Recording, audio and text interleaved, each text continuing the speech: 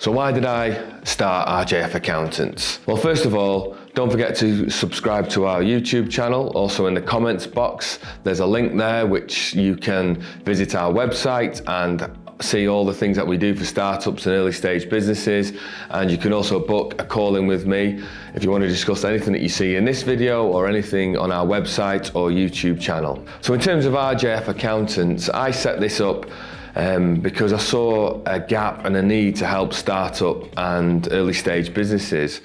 But let me explain first my background just to put things into context. I used to be a finance director for a large corporation. I worked overseas for several years. I worked in Switzerland and in the Netherlands and in Spain and Ireland. But one of my roles in the Netherlands in particular was involved in mergers and acquisitions. So I did get to see and be involved in some of the biggest acquisitions in the world at the time in terms of value.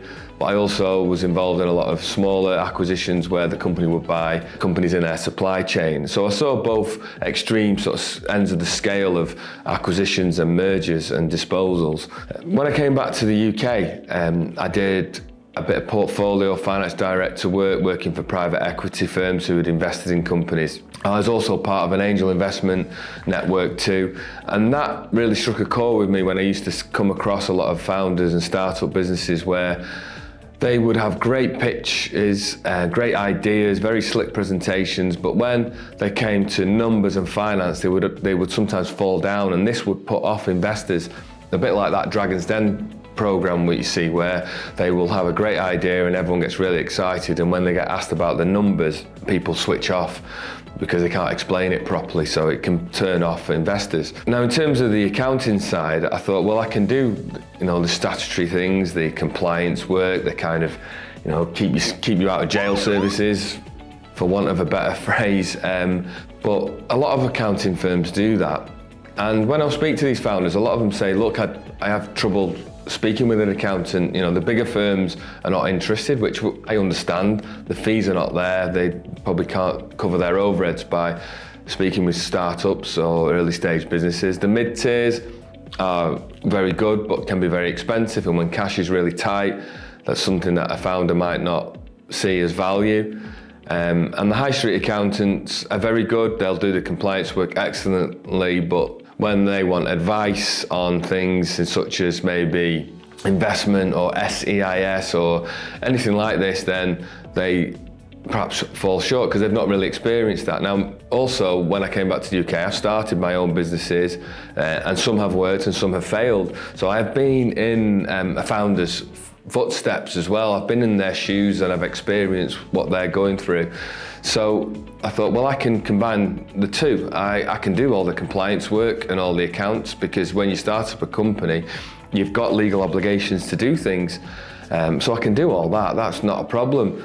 But it's kind of a mix of or a hybrid of a CFO as well. So using that relevant life experience to advise and help clients. And that's why I set up RJF Accountants, not just to do compliance work and statutory accounts, but also to help businesses to grow. So I have no intention of charging for every single phone call and every meeting. I want to help these businesses grow. And it's not just because of a charity, it's also from my point of view, the longer a business stays with us, the better it is for my firm. So we want to grow with these businesses, and if we can help them get investment, help them navigate difficult times in terms of maybe cash flow, or help them become attractive to investors, then that's what we want to do and we want to help. So every client who is with us gets that support at no additional cost. As an example, say a client who came to us who was looking for investment and we wanted to help them, and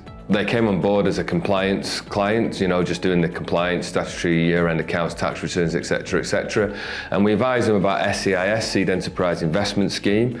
This is something which there's a video about this on my YouTube channel, so feel free to find that video if you want to know more about that. But it's a super attractive investment scheme which investors look at, and we help that client get that assurance from HMRC to help them raise money. No extra charge, no charges, because the view is that if I can help that client get that investment, then they can be a client with me for longer. So this is where I saw that there was perhaps some support lacking for startups and early stage businesses on that front. And the firm is not about just charging fees and looking to charge every single phone call and every single email. You know, it's more about growing and establishing a relationship and a long-term relationship with our clients, and to share real life experience that I've had and people in the team have had, and we want to be able to grow with that client. So don't forget to subscribe to our YouTube channel.